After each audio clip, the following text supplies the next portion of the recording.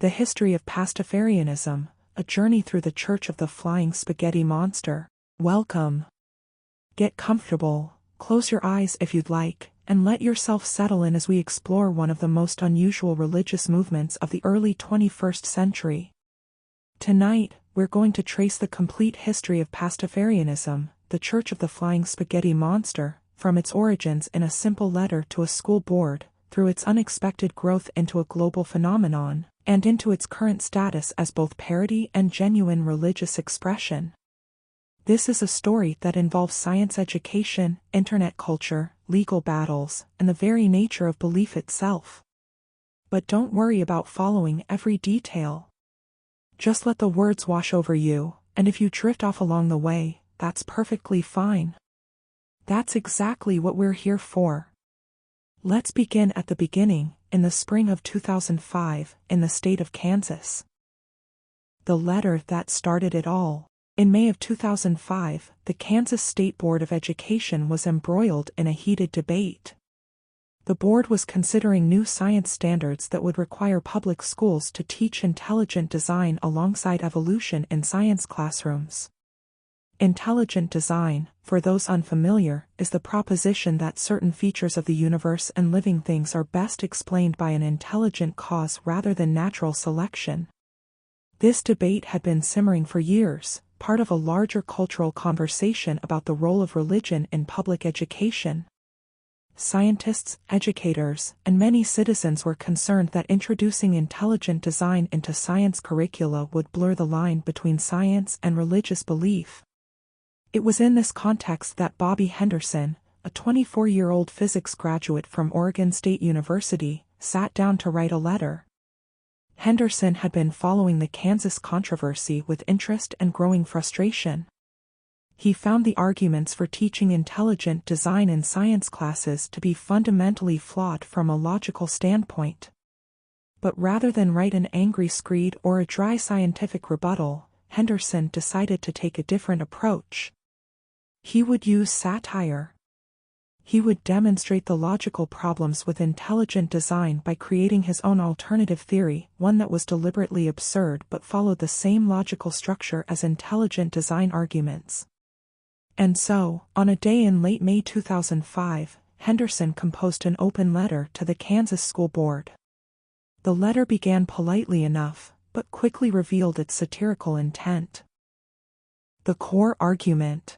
Henderson's letter presented a startling claim. He had evidence that the universe was created by a flying spaghetti monster. This deity, he explained, was composed of spaghetti and meatballs, with two extending eye stalks. The flying spaghetti monster, or FSM as it would come to be known, had created the universe after drinking heavily. The brilliance of Henderson's approach was that he mimicked the structure of intelligent design arguments precisely.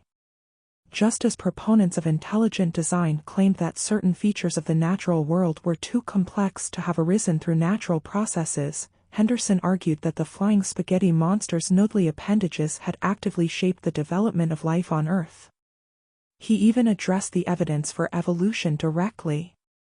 Henderson proposed that the flying spaghetti monster had been actively pushing down on things with his noodly appendages to make them appear older than they actually were, thereby creating the appearance of evolutionary change and geological age. This, he suggested, explained why carbon dating and fossil records seem to show an old Earth and gradual development of species.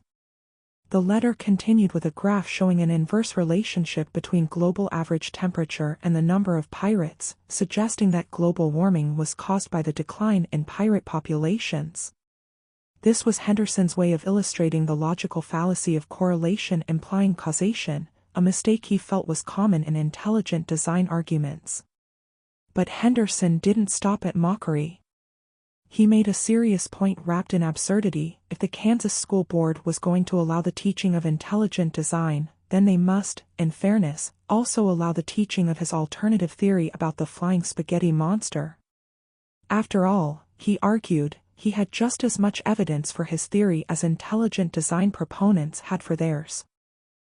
The letter goes viral. Henderson sent his letter to the Kansas School Board and posted it on his personal website. He expected, perhaps, a few chuckles from friends and maybe a dismissive response from the board. What happened instead was extraordinary. The letter caught fire across the internet. This was 2005, remember, when blogs were ascendant and social media was in its infancy. Websites like Boing Boing, one of the most popular blogs of the era, picked up the story. Soon, Henderson's website was receiving thousands of visitors per hour. People loved the letter for multiple reasons. Some appreciated the clever satire and the logical argument it made about the nature of scientific versus religious claims. Others simply enjoyed the absurdist humor of a spaghetti-based deity. Still others saw it as a perfect encapsulation of their frustrations with the intelligent design movement. Within days, Henderson began receiving emails from supporters around the world. Some were scientists and educators who thanked him for finding a humorous way to make a serious point about science education. Others were simply people who enjoyed the joke and wanted to contribute their own ideas about the flying spaghetti monster. And then something unexpected began to happen. People started treating Pastafarianism as if it were a real religion. They began developing theology, creating artwork depicting the flying spaghetti monster, and even discussing how to practice this new faith. Henderson found himself at the center of something much larger than a simple satirical letter. He had accidentally created a movement, one that would grow far beyond anything he had imagined on that day in May 2005. The birth of a community. As summer arrived in 2005, Henderson's website transformed from a simple blog into something resembling a gathering place. The forums he had set up were filling with discussions that went far beyond the original satirical intent. People were asking genuine questions. What would Pastafarian holidays look like? What should be the core tenets of belief? How should followers of the flying spaghetti monster conduct themselves? Some of these discussions were playful, extending the joke with increasingly elaborate flights of fancy. But others had a more serious undercurrent. Many participants were people who had complicated relationships with organized religion, people who had felt hurt or excluded by traditional faiths, or who had simply never found a spiritual community that felt right for them. In the flying spaghetti monster, they found something unexpected. Yes, it was absurd. Yes, it was a parody. But it was also welcoming, non-judgmental, and built on principles of reason and humor rather than dogma and fear. The irony was that this joke religion was providing something that felt, to many people, more spiritually nourishing than their experiences with serious religions. Henderson watched this unfold with a mixture of amusement and genuine surprise. He had set out to make a point about science education policy, and he had succeeded at that. The Kansas School Board had received his letter, and while they hadn't changed their position, the media coverage had brought national attention to what many saw as the absurdity of the intelligent design debate. But now something else was happening. A community was forming, and that community wanted structure, symbols, and shared practices. They wanted, in short, the trappings of a real religion, even if the foundation was intentionally ridiculous. Developing the theology. The collaborative development of Pastafarian theology happened organically, through forum discussions, blog posts, and email exchanges. Unlike traditional religions, which typically claim divine revelation or ancient wisdom, Pastafarianism's theology was being constructed in real time, transparently, by committee. This democratic approach to creating a belief system was itself a kind of commentary on how religions form and evolve. One of the first questions the community tackled was the afterlife. What happens when a Pastafarian dies? The consensus that emerged was both whimsical and oddly appealing. Heaven has a beer volcano and a stripper factory. Hell, meanwhile, also has a beer volcano and a stripper factory, but the beer is stale and the strippers have sexually transmitted diseases. It was crude humor, certainly, but it also served as a gentle mockery of the characteristic approach to morality in many religious traditions. The concept of religious dress became another point of creative development. Since pirates were central to Pastafarian cosmology, due to Henderson's original correlation between pirate populations and global temperature, full pirate regalia became the suggested attire for worship. Tricorn hats, eye patches, and the occasional parrot on the shoulder were all considered appropriate expressions of faith.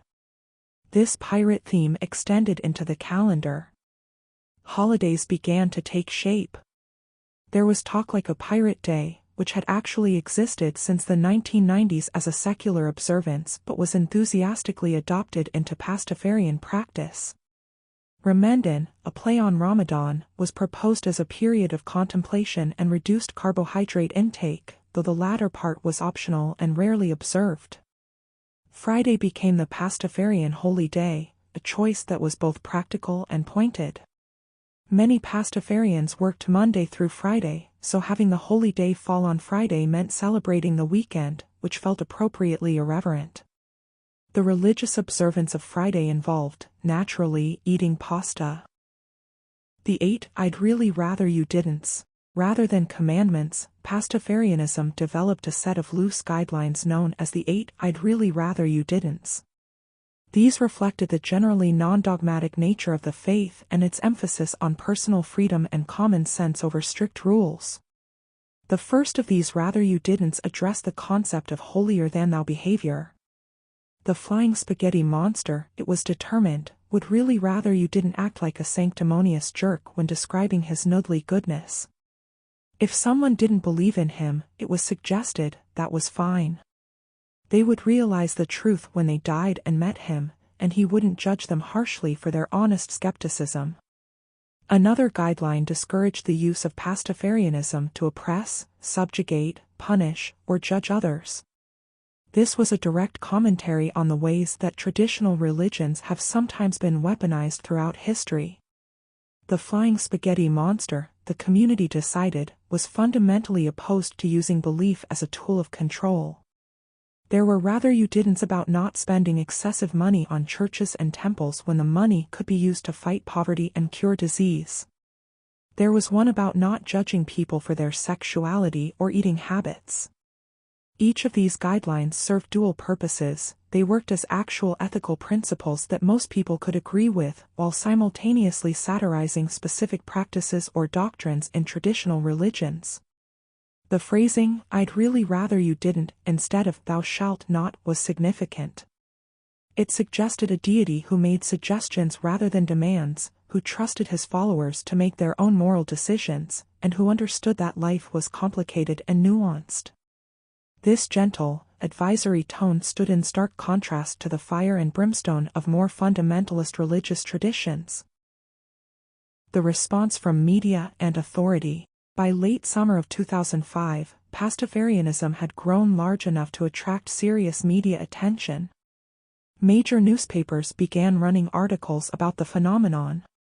Some treated it as an amusing internet oddity, a sign of the strange new forms of community that the digital age was enabling. Others recognized the serious critique embedded in the satire and focused on the intelligent design debate. Henderson gave interviews to various media outlets, always walking a careful line between acknowledging the absurdist humor of Pastafarianism and defending the genuine point he was trying to make about the teaching of science. He was careful not to mock religious belief itself, but rather to highlight the logical problems with introducing religious concepts into science classrooms under the guise of scientific theories. The Kansas School Board, for their part, largely ignored Henderson's letter officially, though individual board members gave varying responses in media interviews. Some dismissed it as a joke not worthy of serious consideration. Others seemed to miss the point entirely, treating it as if Henderson were genuinely proposing an alternative creation myth rather than making an argument about epistemology and the nature of scientific inquiry. Religious leaders had mixed reactions. Some saw the humor and appreciated the theological questions it raised about belief and faith.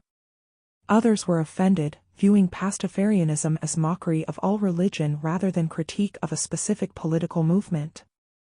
Still others seemed bemused, unsure whether to engage with what was clearly satire or to ignore it and hope it faded away. But Pastafarianism wasn't fading. If anything, it was growing stronger, developing depth and complexity that Henderson had never anticipated. The joke was becoming something more, something harder to define, something that occupied a strange space between parody and genuine spiritual expression. The gospel takes form. By the fall of 2005, Bobby Henderson found himself in an unexpected position. What had begun as a satirical letter had evolved into a movement with thousands of active participants. Publishers had taken notice. The question was no longer whether Pastafarianism would fade away, but rather how it would be documented and preserved. Henderson began working on what would become The Gospel of the Flying Spaghetti Monster, published in March 2006. This book represented an ambitious attempt to codify the sprawling, collaborative theology that had emerged from online discussions into a single, coherent text. It was, in essence, a holy book created through the democratic process of internet forums, then refined and organized by a single author. The Gospel maintained the satirical tone of the original letter while expanding the mythology considerably. It included a creation story, in which the flying spaghetti monster created the world while heavily intoxicated, which explained why the universe appeared somewhat haphazard and imperfect.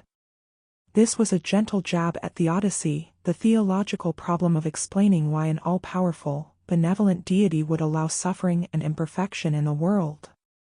The book also included what it called alternative scientific theories about various phenomena. There were explanations for gravity involving the flying spaghetti monster's noodly appendages pushing things down. There were discussions of how the FSM created fossils and other evidence of evolution to test the faith of his followers, a direct parody of young Earth creationist arguments about God planting false evidence. Henderson included extensive illustrations throughout the book, depicting the flying spaghetti monster in various scenarios from cosmic creation to mundane daily activities. These images, rendered in a deliberately crude style, became iconic within the Pastafarian community and beyond. The visual representation of a deity made of pasta and meatballs was both absurd and oddly endearing. Reception and impact. The Gospel of the Flying Spaghetti Monster became a surprising bestseller. It reached #1 on the Amazon religion charts and appeared on various bestseller lists around the country. This commercial success demonstrated that there was a substantial audience hungry for this particular blend of satire, social commentary, and absurdist humor. Critics were divided in their assessments. Some reviewers praised the book as clever satire that made important points about science education and the nature of belief. They appreciated how Henderson managed to be funny while also being intellectually rigorous in his critique of intelligent design. The humor, these critics argued, made the serious arguments more accessible and memorable. Other reviewers were less enthusiastic. Some felt that the joke grew thin over the course of an entire book, that what worked as a brief letter didn't sustain itself across hundreds of pages. Others worried that the mockery, however well-intentioned, might actually alienate people who needed to hear the message about the importance of science education. From religious communities, responses varied widely. Liberal religious leaders often appreciated the book's critique of fundamentalism and its questioning of dogmatic thinking. Some even used it in religious education classes as a starting point for discussions about the nature of faith, the relationship between science and religion, and how to think critically about belief systems. Conservative religious leaders were more often critical, viewing the book as disrespectful mockery of faith itself rather than critique of a specific political movement. Some argued that treating religion as a joke, even in service of making a point about science education, was fundamentally problematic and contributed to the secularization of society. Within the scientific and educational communities, the book was generally well received.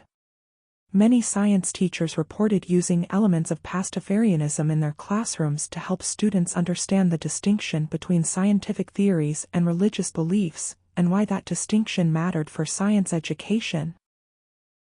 Pastafarianism goes international. As the book circulated and media coverage continued, Pastafarianism began spreading beyond the United States.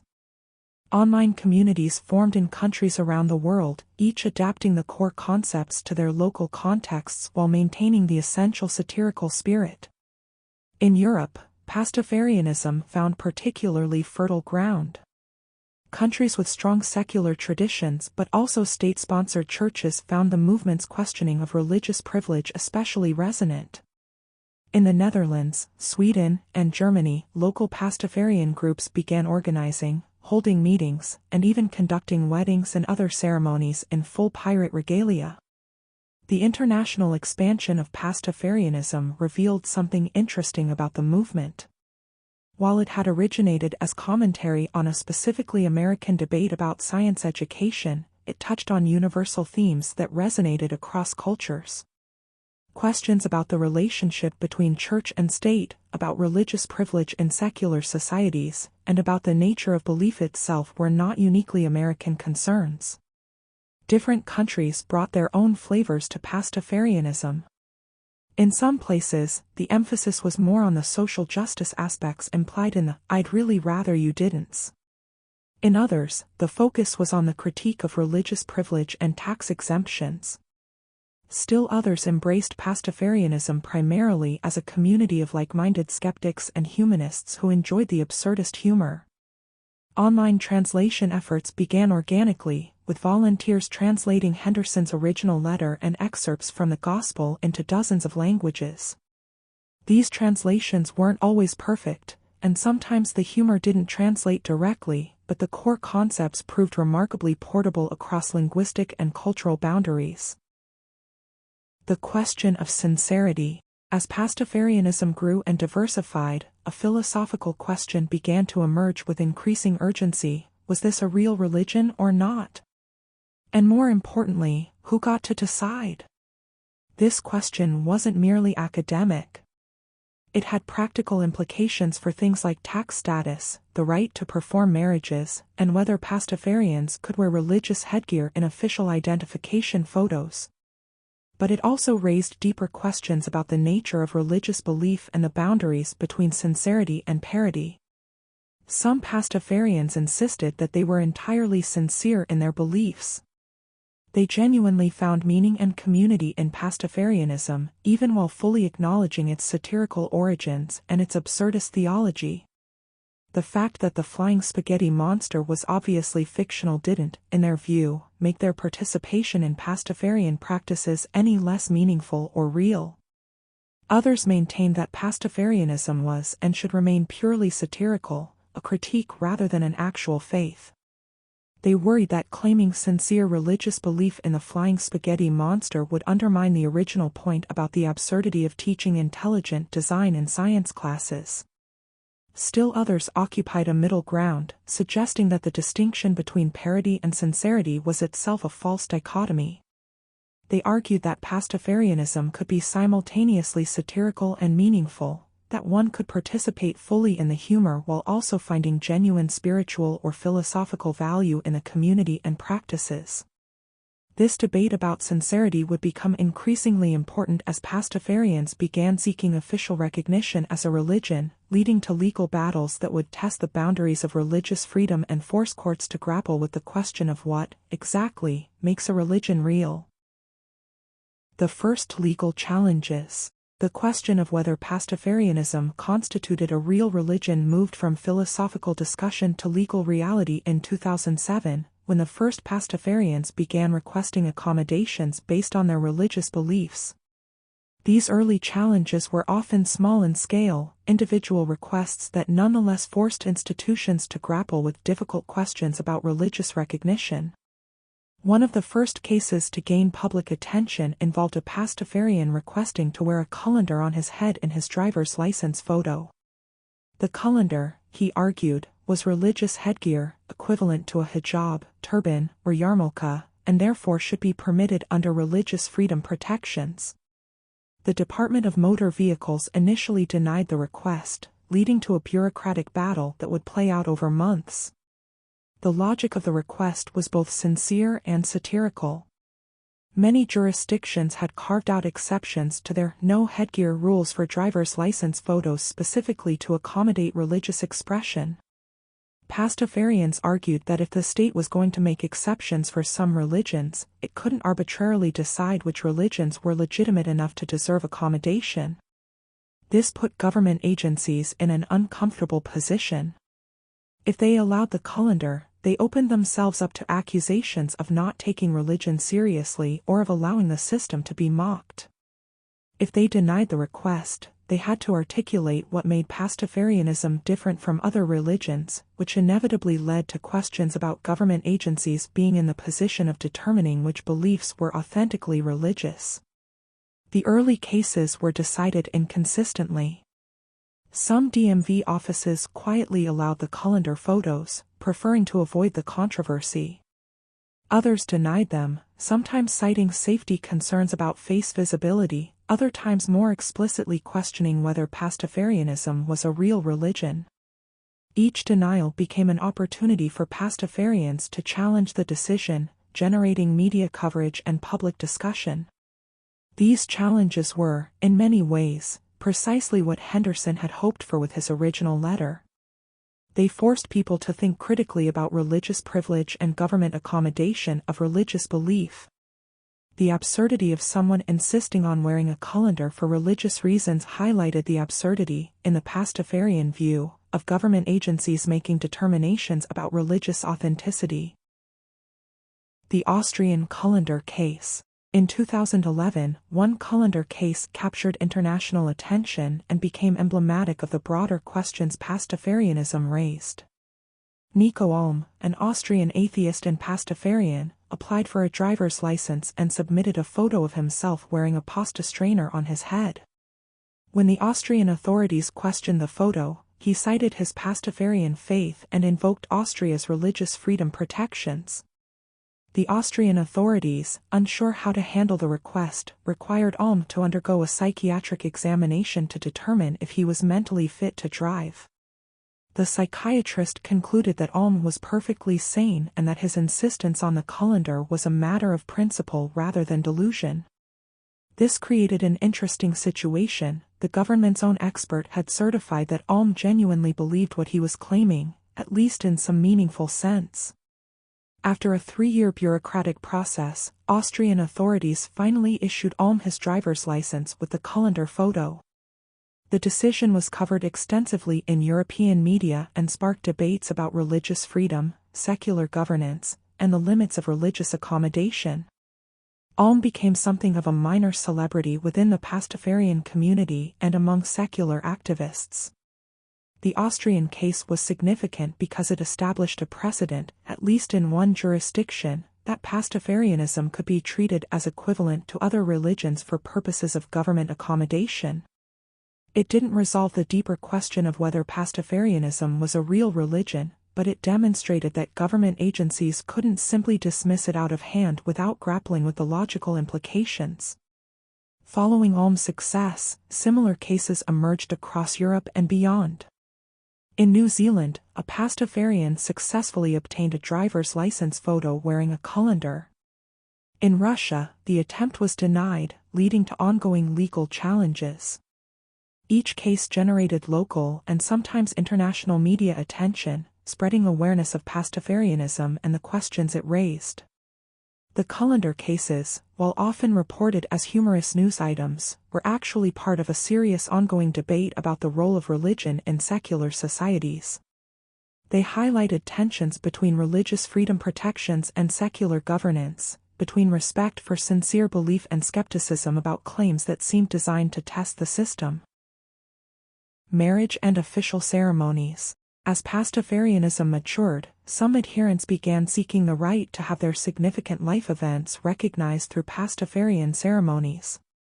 This was particularly true for weddings, which in many jurisdictions could be performed by recognized religious officials, granting those ceremonies legal standing without requiring a separate civil ceremony. The first Pastafarian wedding to gain significant media attention took place in New Zealand in 2016. The bride and groom wore full pirate regalia. The ceremony was conducted by a Pastafarian minister, and the whole affair was simultaneously heartfelt and absurd. The couple spoke about how Pastafarianism's inclusive, non-judgmental philosophy genuinely resonated with their values, even as they appreciated the humor and irreverence. New Zealand had actually granted the Church of the Flying Spaghetti Monster official recognition as a religious organization in 2015, making it one of the first countries to do so. This recognition meant that Pastafarian ministers could legally perform marriages, a significant milestone for the movement. The decision was controversial, with critics arguing that the government was legitimizing a parody religion, while supporters insisted that the government had no business determining which beliefs counted as authentic religion. In the United States, the situation was more complicated. The country's decentralized approach to marriage law meant that recognition varied by state and even by county. Some jurisdictions quietly accepted Pastafarian ministers as officiants, often because the paperwork didn't require detailed theological examinations. Others explicitly rejected Pastafarian applications for ministerial credentials. Several court cases emerged from these rejections. In Nebraska, a federal court ruled in 2016 that a prison inmate who claimed to be Pastafarian did not have to be accommodated because Pastafarianism was not a religion but rather a parody.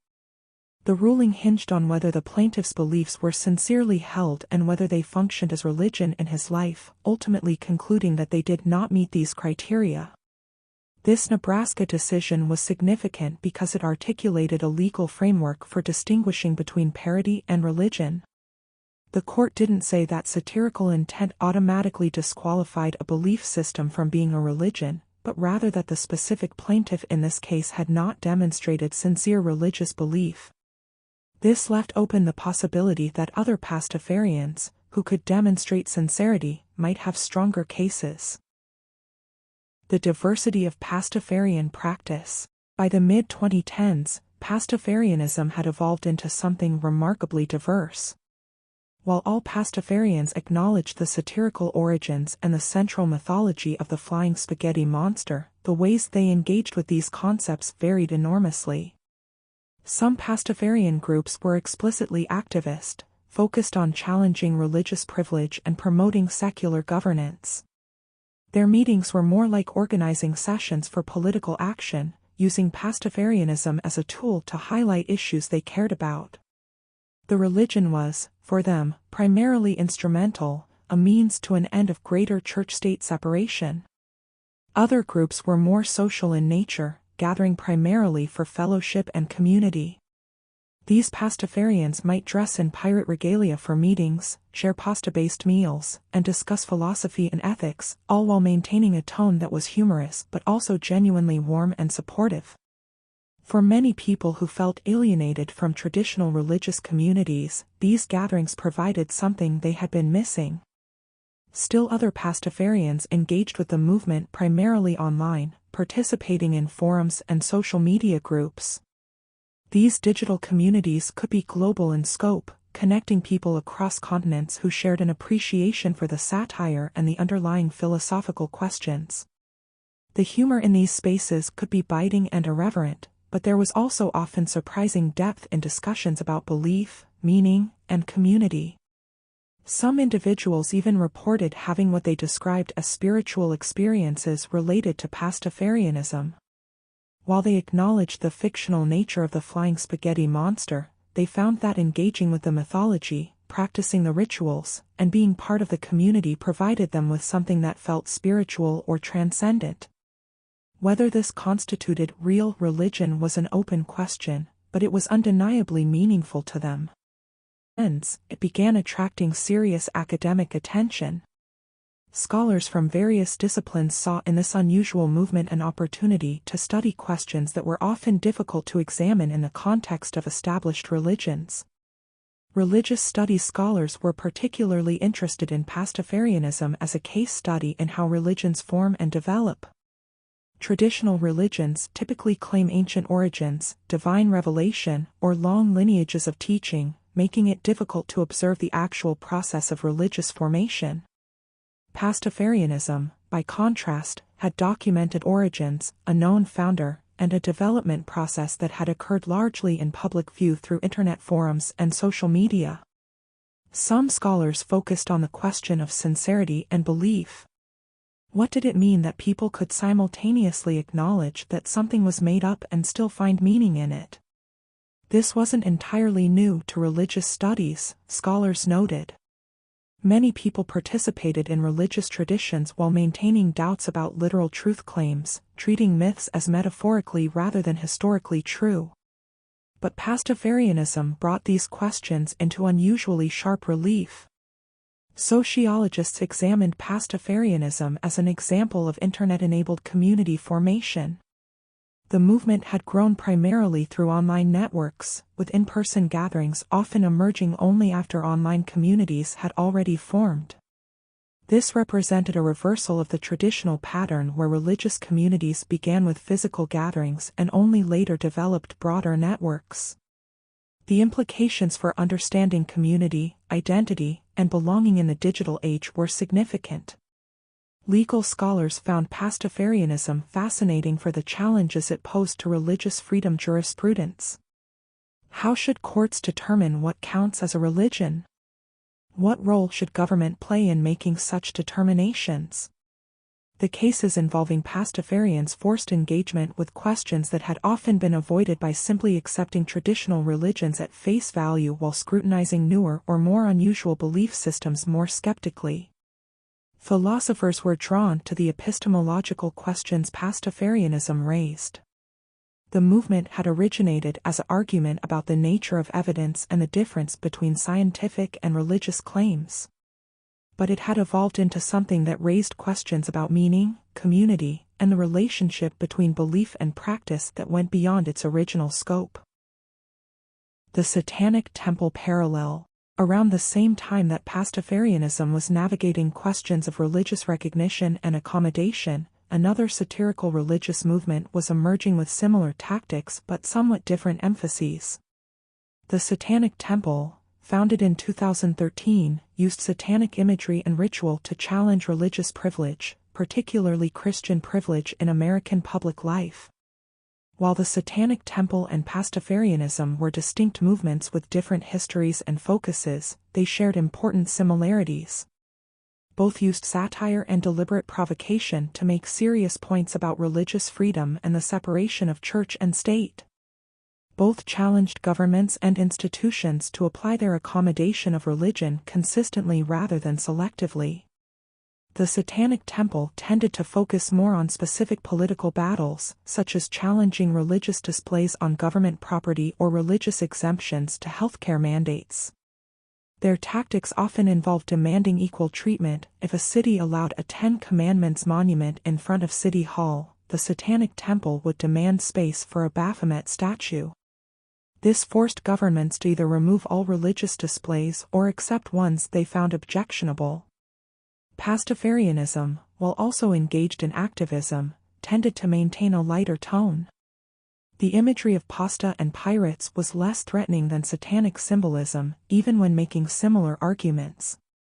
This meant Pastafarianism could sometimes reach audiences who might be put off by the Satanic Temple's deliberately provocative approach, but it also meant Pastafarianism was sometimes not taken as seriously.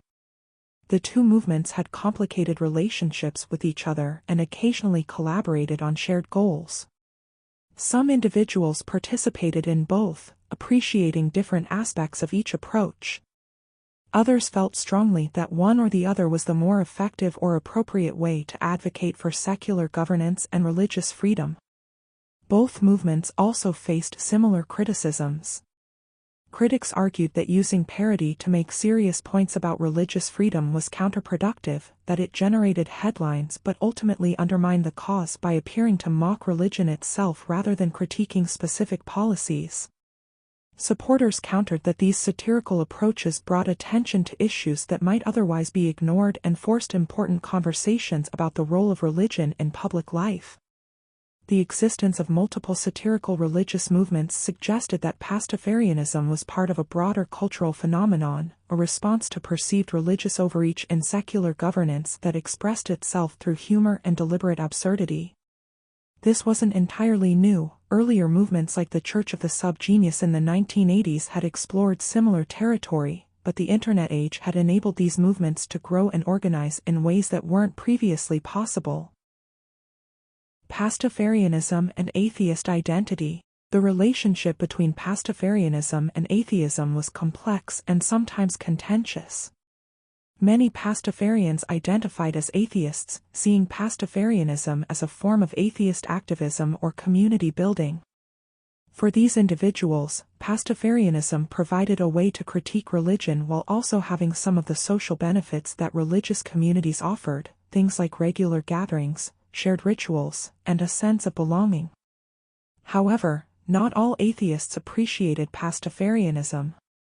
Some felt that the movement's mockery of religion was disrespectful and counterproductive, that it confirmed stereotypes of atheists as intolerant and dismissive of believers. They worried that Pastafarianism made it harder to have respectful dialogue with religious people about the proper role of religion in public life. Others argued that Pastafarianism wasn't really about atheism at all, but rather about humanism, skepticism, or specific political positions regarding science education and church-state separation.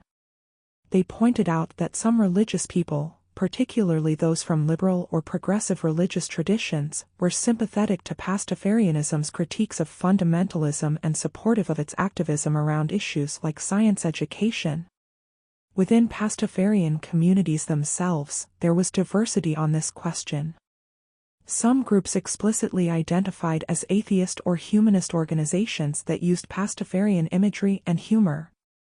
Others insisted that Pastafarianism was a distinct phenomenon that couldn't be reduced to atheism, that it had its own identity and purpose beyond simply being a vehicle for atheist activism.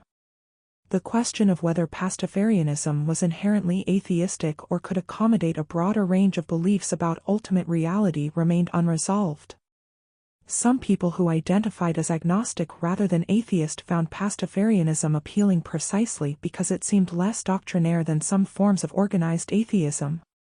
The movement's emphasis on "I'd really rather you didn't" rather than commandments suggested a flexibility that some found welcoming.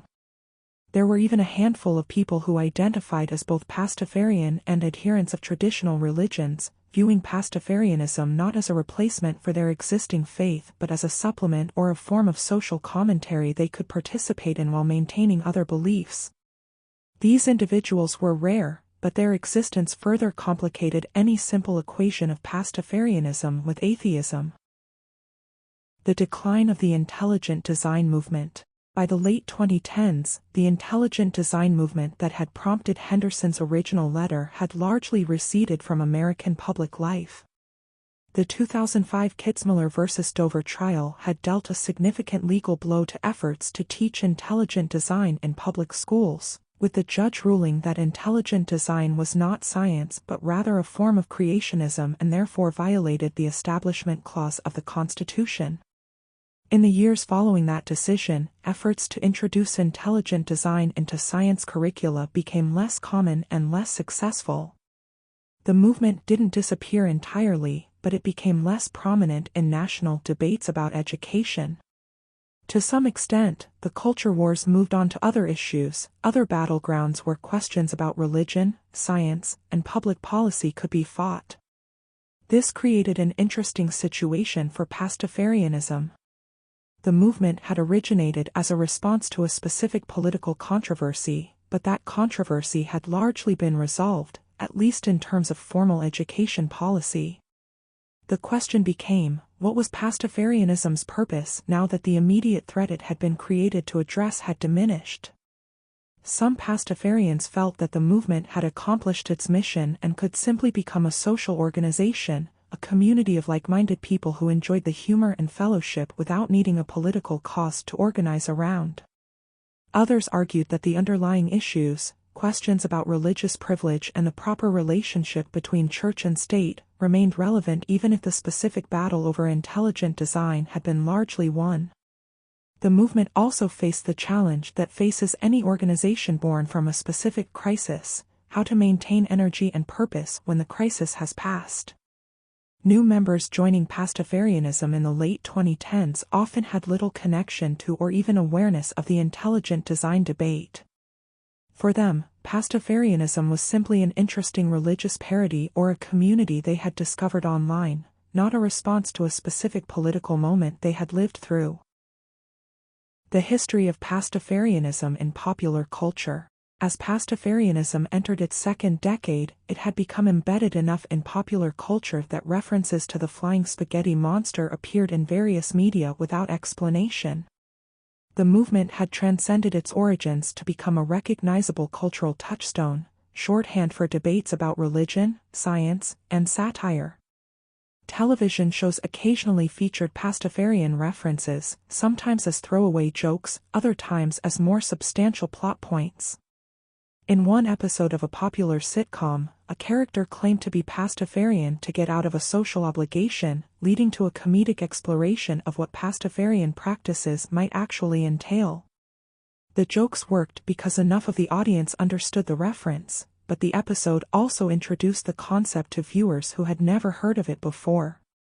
Editorial cartoonists and political commentators found the flying spaghetti monster a useful symbol when discussing religious freedom issues or conflicts between science and religion. The image of a pasta deity had become visual shorthand for questions about the boundaries of religious accommodation and the role of satire in political discourse. Online, Pastafarian memes proliferated across social media platforms. These ranged from simple jokes about pasta and pirates to more sophisticated commentary on current events through a Pastafarian lens. The participatory nature of internet culture meant that anyone could create and share Pastafarian content, leading to a constant stream of creative variations on the core themes. The movement's presence in popular culture created a feedback loop.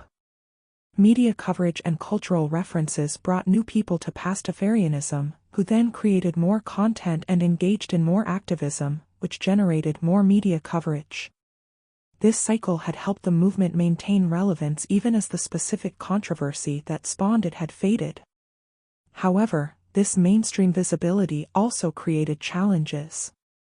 As Pastafarianism became more widely known, it risked becoming diluted or misunderstood. People who encountered it only through jokes or memes might miss the more serious critiques embedded in the satire. The movement had to navigate between maintaining its humorous accessibility and ensuring its deeper points weren't lost. Global variations and local adaptations. As Pastafarianism spread internationally, different countries and cultures adapted the movement to their local contexts, creating fascinating variations while maintaining connection to the core concepts. These adaptations revealed both the universal appeal of certain ideas and the ways that local religious and political landscapes shaped how Pastafarianism was understood and practiced. In Poland, a country with deep Catholic roots and ongoing debates about the role of the Church in public life, Pastafarianism became associated with youth culture and progressive politics. Polish Pastafarians tended to emphasize the movement's critique of religious privilege and its advocacy for secular governance. Their activism often focused on issues like religious education in public schools and the tax-exempt status of the Catholic Church. German Pastafarians, operating in a country with a formal church tax system and state recognition of certain religions, focused much of their energy on seeking official recognition as a religious organization.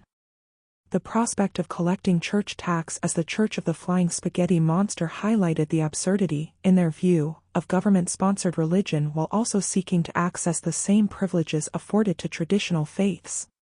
In Australia, Pastafarianism found a foothold among the country's significant secular population. Australian Pastafarians organized beach gatherings where members would dress as pirates and share pasta-based meals, creating a festive atmosphere that combined activism with genuine community building. The Australian approach tended to be particularly light-hearted while still maintaining the underlying critique of religious privilege. Russia presented a more challenging environment for Pastafarianism. Authorities there were generally less sympathetic to religious parody, particularly as tensions between the Orthodox Church and secular society became political flashpoints.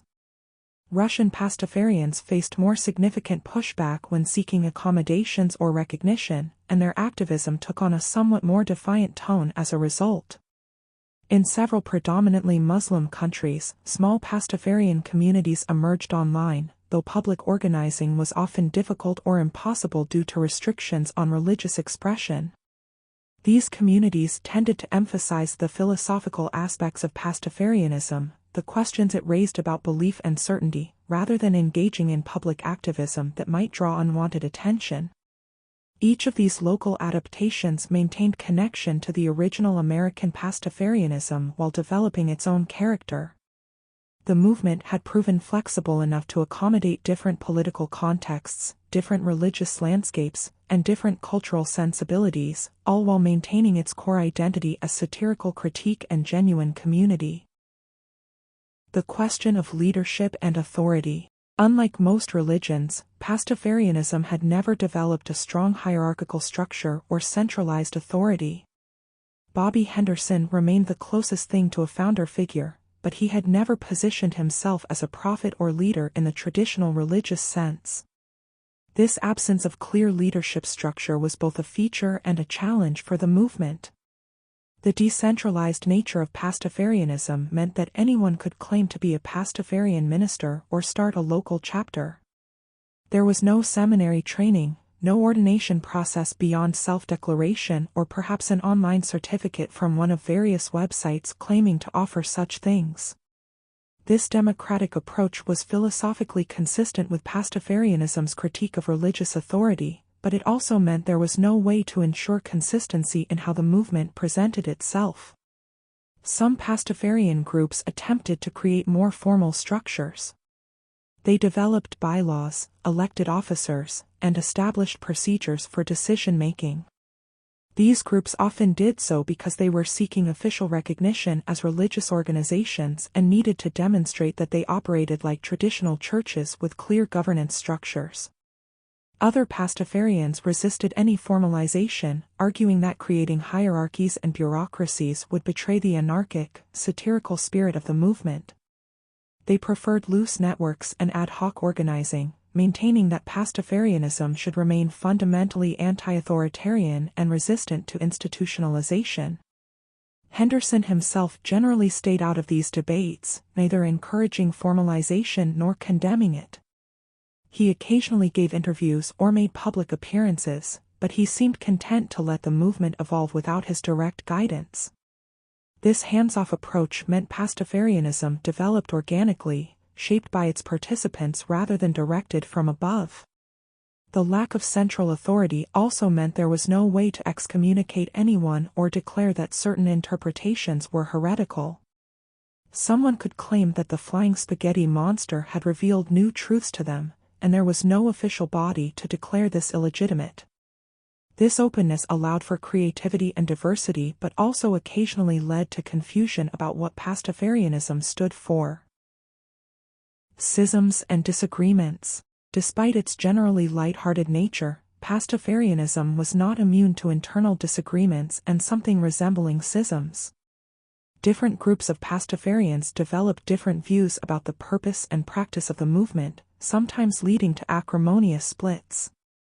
One recurring tension was between those who saw Pastafarianism primarily as political activism and those who emphasized community and fellowship. The activists wanted to focus energy on legal challenges, lobbying efforts, and public demonstrations.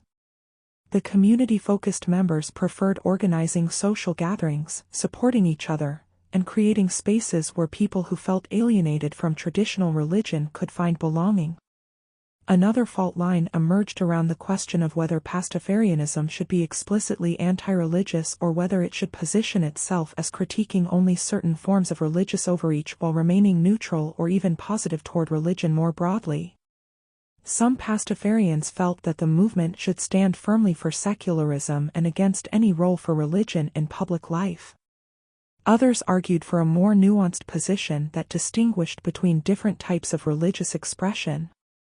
There were also disputes about tactics and tone. Some felt that Pastafarianism should maintain its humorous, absurdist character above all else, that taking itself too seriously would undermine its effectiveness. Others believed that to be taken seriously on important issues, Pastafarianism needed to present itself more soberly, at least in certain contexts like legal proceedings or negotiations with government officials. These disagreements occasionally led to splits, with groups forming rival organizations or simply going their separate ways. Given the decentralized nature of Pastafarianism, these schisms were less dramatic than similar splits in traditional religions. There was no central church to control, no doctrine to fight over in any official sense. Instead, different groups simply developed in different directions, sometimes maintaining cordial relationships, sometimes not.